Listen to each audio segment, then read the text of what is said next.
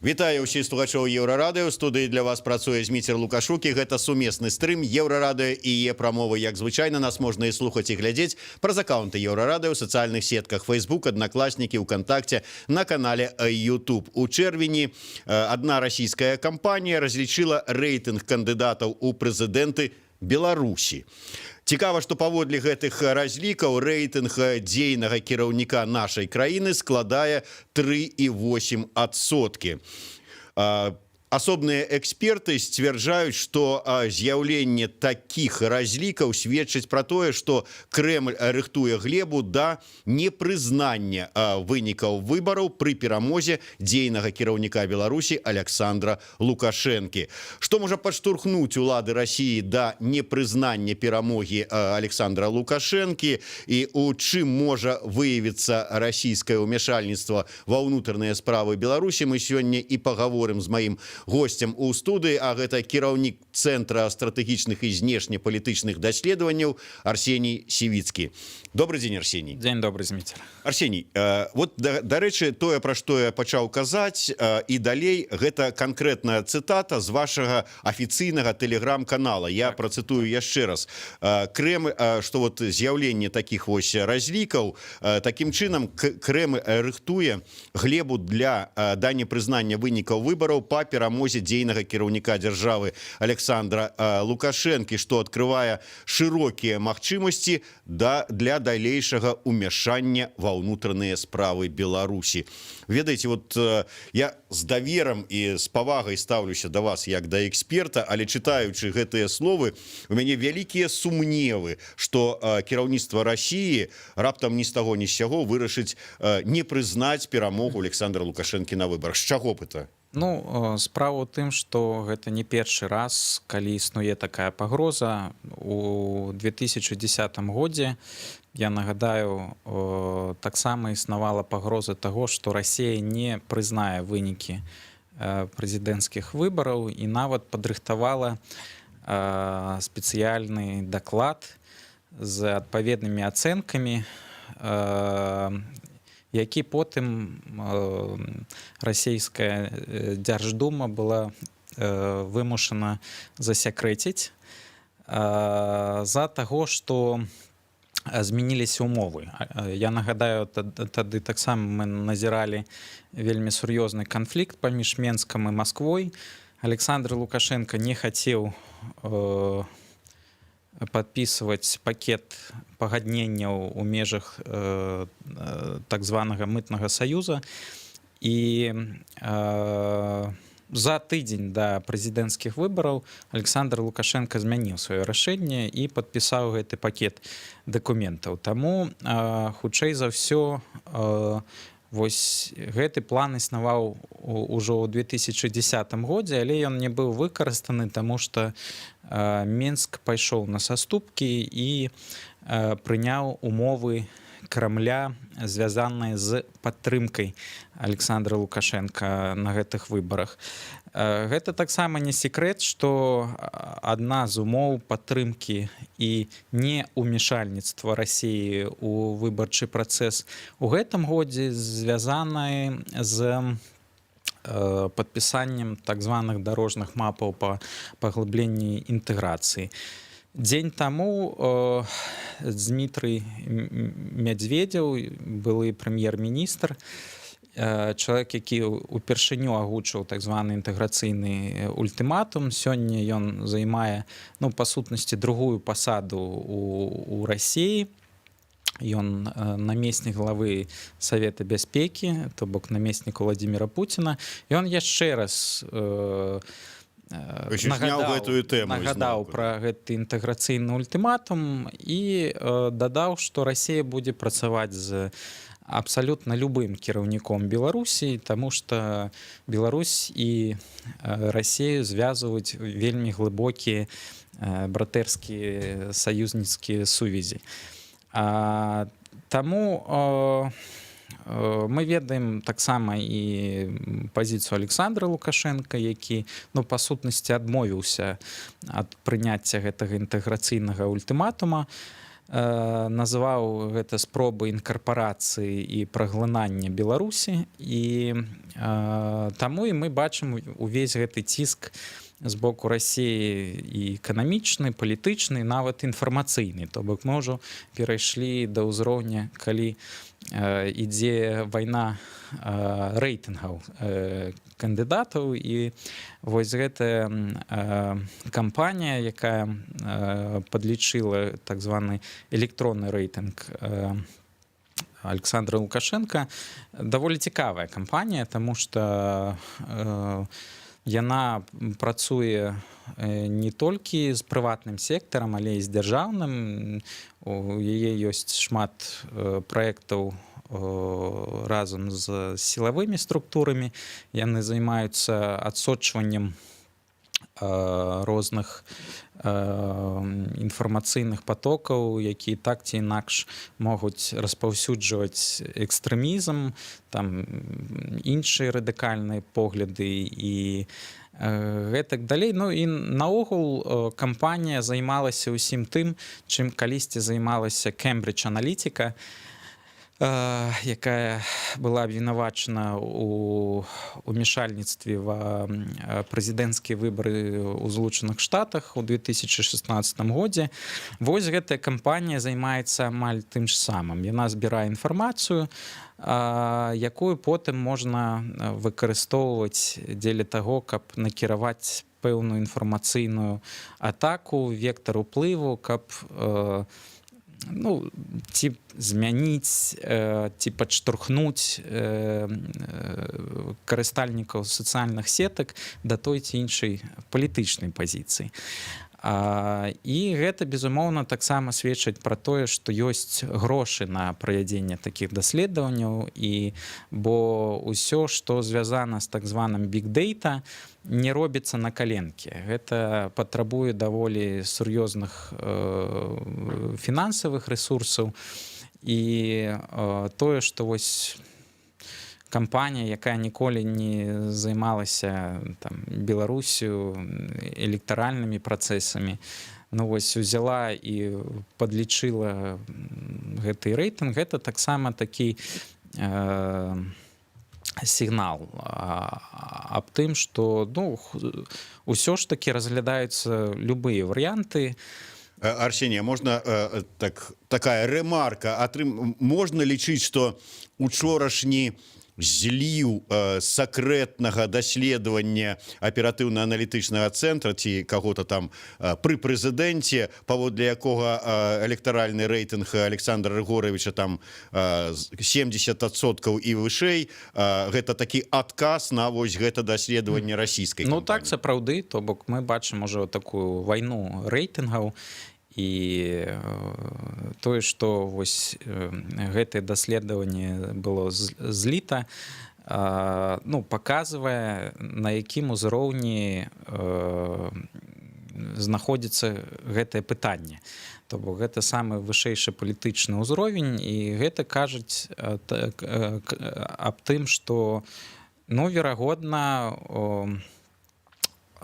тое, што Расія можа выкарыстаць вось такі падыход да рэзультатаў выбараў, вельмі сур'ёзна хвалюе беларускае кіраўніцтва, і таму трэба неяк прэвентыўна паспрабаваць гэтую атаку адбіць. І адзінае, што сёння беларуская ўлада можа зрабіць, гэта апублікаваць там пэўныя альтэрнатыўныя даследаванні. Там мы бачылі і яшчэ адно даследаванне было апублікавана на Белці не так даўно, нібыта журналісты там нейкі гэты рэйтынг рабілі там 75%. То бок, мы бачым, што вось уже пачалася гэтая вайна рэйтынгаў, але вось у 2010 годзе, чаму даклад вось гэтай групы расійскіх назіральнікаў быў засекрэчаны, таму што ён меў такія аргументы і такія ацэнкі, якія дазвалялі бы Расіі выкарыстаць іх, каб не прызнаць афіцыйныя рэзультаты выбараў. Атрымліваецца так, што у 2010 годзе напярэдадні прэзідэнцкіх выбараў узнікла непаразуменне паміж Мінскам і Масквой па падпісанні дакументаў мытнага саюза. Мінск не хацеў падпісваць, і Расія падрыхтавала такі вось план непрызнання вынікаў выбараў, дакладней перамогі Александра Лукашэнкі. Дакументы былі падпісаныя, пад нейкую шуфлядку схаваны гэты праект. Зараз у нас ізноўку чарговая такая канфліктная сітуацыя, не падпісваем гэтыя мапы дарожныя па інтэграцыі, паглыбленні інтэграцыі, і гэты дакумент ізноўку дасталі з гэтай шуфлядкі. Ну, то бок метадычку, скажем так. Так, сапраўды, таму што ну, мы бачым, што хутчэй за ўсё вось гэты канфлікт пазіцый па паглыбленню інтэграцыі, ён нікуды не сыдзе, і ён будзе толькі нарастаць.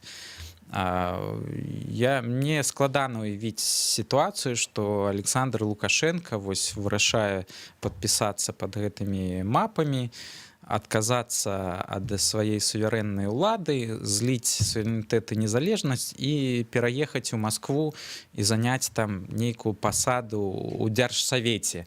Суседні маёнах з Януковічам. Так, вось я гэта сябе складана уяўляю, таму безумоўна, тое, што Александр Лукашенко адмаўляецца пайсці на стратэгічныя саступкі, гэта выклік для Крамля. І тое, што Крэмль можа зараз разглядаць і больш жорсткія сцэнарыі ўмяшальніцтва, мне падаецца, гэта цалкам натуральна, бо Александр Лукашенко стрымлівае расійскія стратэгічныя намеры у нашым рэгіёне. Ён адмовіўся ад паглыблення ваенна-палітычнай інтэграцыі ў 2015 годзе, ад размяшчэння ваенных расійскіх базаў. Зараз ён адмаўляецца ад паглыблення такой комплекснай інтэграцыі у межах саюзнай дзяржавы. І гэта, безумоўна, кідае выклік тым і ўнутрыпалітычным, і геапалітычным амбіцыям Владзіміра Пуціна, чые пазіцыі даволі шаткія, як гэта паказаў так званы усенародны рэферэндум. І справа ў тым, што адзінае, што зараз Путін можа прадэманстраваць расійскім грамадзянам, гэта новы геапалітычны поспех, бо у Крамля, у кіраўніцтва Расіі сёння няма той антыкрызіснай стратэгіі па вырашэнню вось тых актуальных сацыяльна-эканамічных праблем, якія хвалююць большасць расійскіх грамадзян. Арсений, і ці ўсё ж таки, вот ты кажаш пра тое, што новы геапалітычны поспех, але які геапалітычны поспех? У мяне такое ўражанне, што у Расіі, асабліва дзесьці там у рэгіёнах, і так усе лічаць, што Беларусь гэта ледзь не частка Расіі. Мне прыгадваецца гісторыю, якую расказаў мне адзін знаёмы журналіст, які ездзіў колькі часу таму у нейкі там Башкірыю ці некуды туды, Калмыкію, і там хацеў набыць мясцовую сімку, і падае пашпарт, там таксама трэба пашпарт паказваць, а ў яго прадавец кажа: так, Беларусь, зразумела, а які гэта рэгіён Расіі? Таму які геапалітычны поспех? Мы ў галавах расіян і так частка Расіі.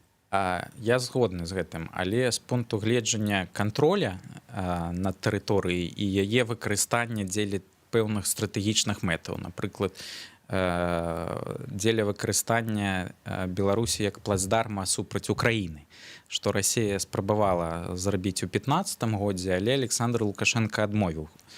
І ну, ми бачимо, що на самой справі і питання України не здимається з парадку дня Кремля. Ось зараз, хутчэй за ўсё, Расія рыхтуецца да новай хвалі эскалацыі з Украінай. Будуць буйныя вучэнні стратэгічна ў гэтым годзе, так званыя Каўказ, якія будуць ахопліваць і памежны заходні і паўднёвы, паўднёвую і заходнюю ваенныя акругі, і таксама цэнтральны ваенны округ. І таму гэта значыць, што хутчэй за ўсё будзе эскалацыя на Донбасе, і чым гэта ўсё скончыцца на фоне як і крызіса палітычнага ва ўкраіне і крызіса перамоўнага працэсу па Мінску, ну, сказаць складана, але эскалацыя магчыма, і яна можа перавесціцца ў новы этап супрацьстаяння Расіі і Украіны. Тым больш, што мы бачым, Расія рыхтуецца да таго, што ўсё ж такі ва ўладзе ў Злучаных Штатах пасля прэзідэнцкіх выбараў апынуцца дэмакраты. І гэта будзе катастрофа для Расіі, бо дэмакраты тады пачнуць вельмі сур'ёзна ціснуць на Расію і будуць спрабаваць адыграцца за тое, што Владзімір Пуцін скраў іх выбары ў 2016 годзе і гэтак далей. Таму у Расіі не так шмат часу, каб закрепіцца на пэўных стратэгічных рубежах. І ну, гэта вось амаль да канца гэтага года, я маю на ўвазе перш за ўсё гэта Украіна і Беларусь. А пасля будзе складана, бо геапалітычны ціск на Расію вельмі сур'ёзна узмацніцца з боку Злучаных Штатаў. Таму трэба вось у гэтых спрыяльных умовах, калі там Злучаныя Штаты сфокусаваны на унутраных праблемах, пандэмія каранавіруса таксама як бы спрыяе таму, што ад гэтага рэгіёну увага адарвана ўсіх асноўных ігракоў, будь то гэта Кітай, будь то гэта еўразвяз і гэтак далей. То бок гэта вельмі спрыяльныя умовы дзеля таго, каб ну, вырашыць свае тут праблемы і прадвінуць нацыянальныя інтарэсы. То бок Расія з 2014 года дэманструе, што калі не атрымоўваецца з дапамогай мяккай сілы гэтыя інтарэсы прасоўваць, то тады яна будзе іх прасоўваць з дапамогай ваеннай сілы. І тое, што там была зліта яшчэ адна інфармацыя падчас размовы Александра Лукашенка з прадстаўнікамі сродкаў масавай інфармацыі пра тое, што нібыта там некалькі прадстаўнікоў расійскай ваеннай выведкі арыштавалі на тэрыторыі Беларусі. Ну, хоць гэта зараз і абвяргаецца, але ну, гэта таксама цалкам натуральна. З 2014 года Беларусь кожны год праходзіць у аналітычных дакладах ГРУ, генеральнага штабу ўзброеных сілаў Расійскай Федэрацыі, і ў кантэксце таго, што Захад спрабуе адарваць Беларусь ад Расіі, таму трэба прыняць ну, пэўныя прэвентыўныя меры, каб прасунуць тут свой уплыў, свае стратэгічныя інтарэсы, і гэта ўсё пішацца, нават не гледзячы на тое, што ўсё ж такі Беларусь і Расія там стратэгічныя хаўруснікі, нібыта паміж Менскам і Масквой, калі ну вось, дарэчы, я не ведаю, як наконт тут затрымання прадстаўнікоў расійскай ГРУ, таму што і вось эксперты нагадваюць, што ваенныя выведкі Беларусі і Расіі цесна ўзаемадзейнічаюць у межах пагадненняў паміж Беларусью і Россией аб узаемадзеянні у галіне военной выведкі. Гэта документ быў подпісаны яшчэ ў 93 годзе, а ў 94 годзе быў подпісаны протокол аб парадку ўзаемадзеяння ГРУ галоўнага штаба узброеных сілаў России і разведуправлення галоўнага штаба ВС Беларусі. Слухайте, но у России і Украины было таксама падпісана шмат таких пагадненняў, у тым ліку па ўзаемадзеянню паміж рознымі выведкамі. І тое, што гэтыя пагадненні былі падпісаны, гэта не спыніла Россию ад прасоўвання сваіх нацыянальных інтарэсаў з дапамогай военной силы. И мы у такой же самой ситуации, что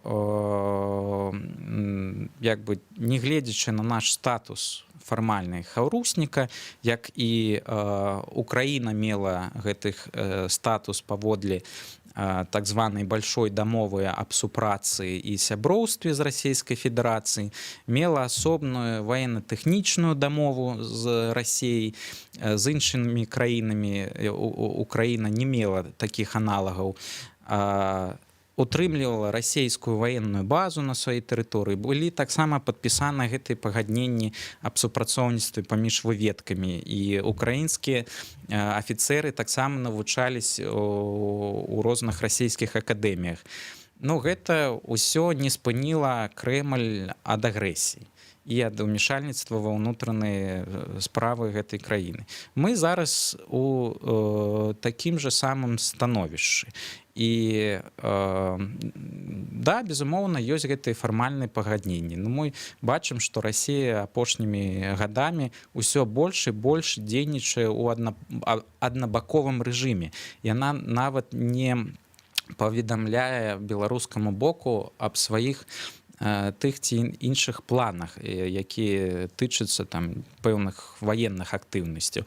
Будь гэта разгортванне новых узброеных фармаванняў на мяжы з Беларусю, там першая танкавая армія, 20-я агульнавайскавая армія. Гэта тое ж самае датычыцца стварэння памежнай інфраструктуры, аб чым мы таксама узнаем са сродкаў масавай інфармацыі. То бок і тут таксама Расія будзе дзейнічаць аднабакова, безумоўна, і не будзе папярэджваць беларускі бок аб тым, што яна праводзіць ты ці іншыя аперацыі, таму што навошта? Гэта тайная аперацыя, як бы, ну, калі пашансуе, то нікаго не схопяць. Ну, вось.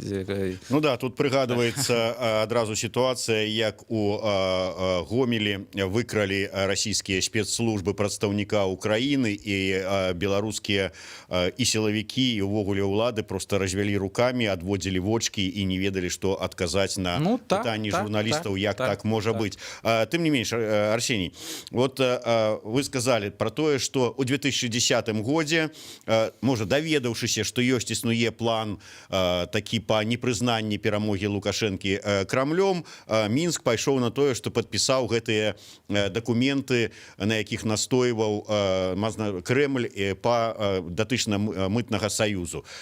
Зараз у нас размова ідзе пра дакументы, дарожныя мапы па паглыбленні інтэграцыі. Мінскам яны не падпісаныя, набліжаюцца дата выбараў, месяц застаўся да выбараў, вот сёння, ну, фактычна роўна месяц амаль што. І тут ізноўку Медведзеў пачынае гаварыць, буквально днямі з'явілася дзіўная інфармацыя ад амбасадара Беларусі ў Расіі Семашкі пра тое, што вот там нібыта там і узгодненыя там 29-я і 30-я мапы, вот мы там все нормально. Атрымліваецца, што ціснуць, каб падпісалі, а не то дастануць гэтую, як вы кажаце, метадычку. Але вы сказалі, што наўрад ці Лукашенко пойдзе на падпісанне гэтай 31-й дарожнай мапы на здачу суверэнітэта, не падпісвае. Што далей? Ён не подписывае, Кремль дастае свою метадычку і кажа, а мы не прызнаем ваш вынік выбараў і перамогу Александра Лукашэнкі. Еўросаюз і ЗША не прызнаюць ужо колькі гадоў. І што? І вось наступны крок, які вельмі важны, тут каго Расія будзе лічыць легітымнай уладай у Беларусі. То бок, нягледзячы на тое, што мы бачым вось вельмі сур'ёзную прысутнасць Расіі ў гэтай выбарчай кампаніі, аб чым і Александр Лукашенко даволі адкрыта кажа.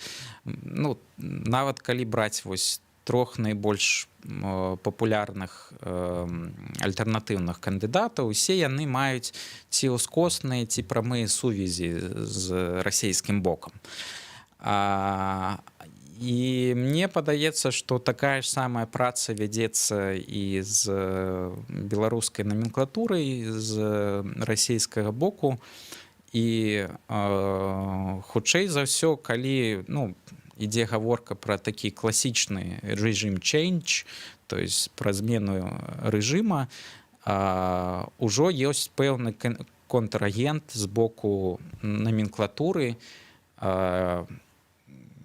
якога ў Крамлі могуць прызнаць у якасці легітымнага гульца і ўжо вось з ім выбудоўваць пэўныя адносіны. Як гэта было таксама ва ўкраіне, калі вось улада перайшла да Турчынава, а яго Расія не прызнала легітымным кіраўніком Украіны, пры тым, што яна з ім працавала там 10-15 год да гэтага ў розных якасцях. Каго Кремль можа тут прызнаць, гэта, безумоўна, пытанне адкрытае, але справа ў тым, што мы не павінны выключаць сцэнара змены рэжыму у Беларусі, каб прасунуць на пасаду кіраўніцтва тыя сілы, якія потым падпішуцца пад гэтымі дарожнымі мапамі па паглыбленню інтэграцыі. Тое, што кажа спадар Семашка там пра 29-ю, 30-ю мапу, ўсё зразумела, ён іншага не можа нічога казаць, таму што ён знаходзіцца ў Маскве, ён там працуе амбасадарам і гэтак далей.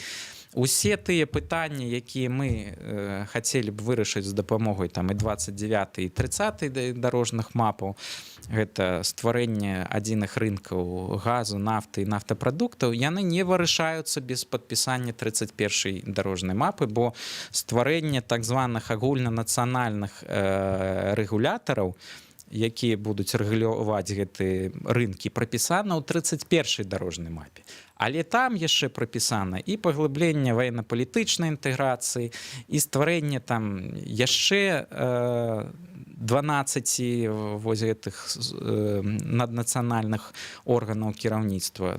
Тое, аб чым Семашка таксама сказаў. 95% суверэнітэту трэба перадаць у Маскву. І Расія не адмовіцца ад гэтага падыходу. Таму калі зараз Расія не будзе адарвана ад беларускай праблемы і не перанясе сваю ўвагу там на іншую частку света, як гэта было ў 15 годзе, там Сірыя, потым Лівія, то нас чакаюць даволі напружаныя адносіны з Расіяй, умяшальніцтва Расіі, якое ўжо ідзе, і я не выключаю спробаў змены рэжыму. Любая змена рэжыма пачынаецца з таго, што ідзе працэс дэлегітымізацыі ўлады. І адзіны гулец, які можа паспрыяць гэтай дэлегітымізацыі, гэта, безумоўна, Расія. І тое, што спадар Цэпкала ўжо нагадаў пра тое, што Расія можа выступіць у якасці гаранта таго, што выбары пройдуць чэсна, празрыста і перамогуць тыя кандыдаты, якія павінны перамагчы, а не дзейнічае ўлада. Гэта таксама падказка пра сцэнар, у які так ці інакш, хутчэй за ўсё уключаны вось усе асноўныя альтэрнатыўныя гульцы зараз. Вы зараз фактычна сказалі пра тое, што той же самы Цыпкала гэта фактычна кандыдат Крамля, як і астатнія альтэрнатыўныя кандыдаты. Я лічу, што Бабарыка, Ціхановскі. Так, што ніводнага празаходняга кандыдата на гэтых выбараў няма. Найбольш папулярныя кандыдаты маюць ці прамыя, ці ўскосныя сувязі з Расіяй. Пры тым, што ўсе інтарэсы усіх трох неяк перасякаюцца на Белгазпрамбанке. Пакуль што незразумела чаму, але справа ў тым, што я не лічу, што ў Крамлі рэальна лічаць магчымасць прасунуць аднаго з гэтых кандыдатаў на пасаду прэзідэнта. Безумоўна, такой стаўкі няма. Але тое, што вось прадвыбарная актыўнасць гэтых кандыдатаў спрыяе дэлегітымізацыі ўлады, пры тым, што сама ўлада такім чынам рэагуе на гэтыя актыўнасці, што толькі сябе заганяе у угал і сама сябе дэлегітымізуе. Вось, на жаль, атрымоўваецца пакуль што так. Праблема, мне здаецца, для большасці беларусаў зараз гэта не тое, ці з'яўляюцца гэтыя альтэрнатыўныя кандыдаты рукой Крамля, ці не.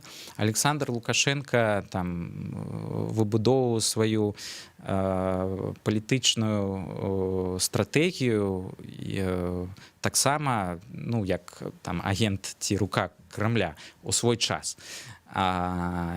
І для большасці беларусаў гэта не праблема. Для большасці беларусаў праблема гэта псіхалагічная стомленасць ад нязмены ўлады, гэта сацыяльна-эканамічныя праблемы, з якімі зараз большасць насельніцтва сутыкаецца. Перш за ўсё, гэта беднасць, гэта падзенне заробкаў і, безумоўна, эпідэмія каранавіруса таксама унесла у гэтую палітру свае колеры. Я выбачаюся, пераб'ю, Арсеній, мала часу, таму я коротка. Вось, дарэчы, піша нам наш глядач: самае балючае, што беларусы ў выніку расійскага ўмяшальніцтва толькі радыя будуць. Нацыянальна-дэмакратычныя палітычныя сілы Беларусі ўжо трэці дзесятак гадоў ігнаруюцца насельніцтвам наглуха. Як працяг, ці гатовая беларуская ўлада супрацьстаяць магчымаму такому умяшальніцтву, будь то палітычнае, эканамічнае, не крый Божа, ваеннаму з боку Расіі. І асабліва з гэтай нагоды цікавы момант прызначэння на пасаду кіраўніка галоўнага разведуправлення Беларусі чалавека, якога вінавачваюць у тым, што ён такі з расійскага свету такі прыхільнік.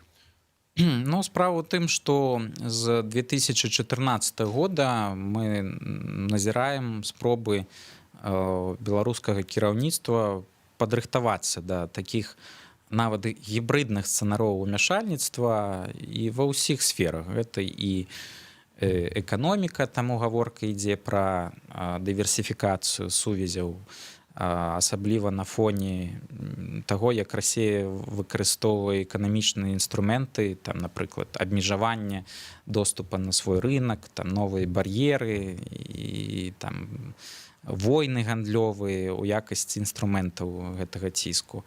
Гэта інфармацыйная сфера, гэта акцэнт на пытаннях інфармацыйнай бяспекі.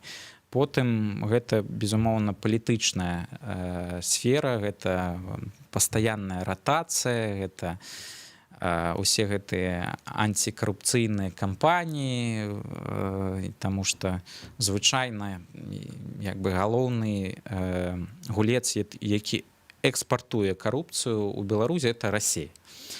А военная сфера, ну, тут таксама мы пра гэта гаварылі ўжо, і новы абарончы план, і дырэктыва на абарону дзяржавы, усе яны прадугледжваюць тыя сцэнары, паводле якіх канфлікт разгортваўся ва ўсходняй Украіны. Ну і гэта бачна па тым ці іншым элементам нацыянальных ваенных вучэнняў, якія праводзяцца беларускімі ўзброенымі сіламі штогод. Што датычыцца вось прызначэння спадара Касыгіна, ну, я бачу гэтыя публікацыі, але ну, вось рабіць такі вынік, што вось ён нібыта агент ці рука Крамля, яшчэ вельмі рана.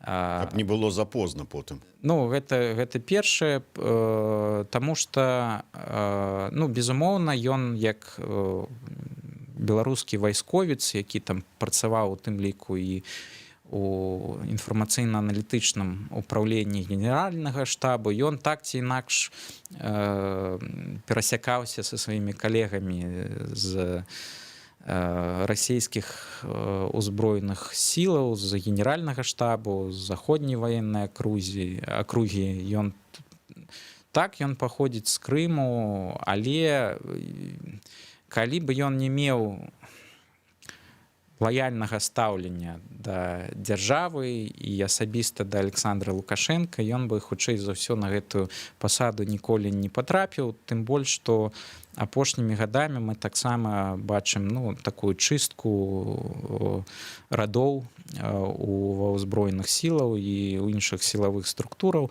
людзей, якія былі адкрыта прарасійскія ці лаяльна ставіліся да ідэй рускага свету, іх паціху з гэтых структураў выводзілі. Дзякуй вялікі.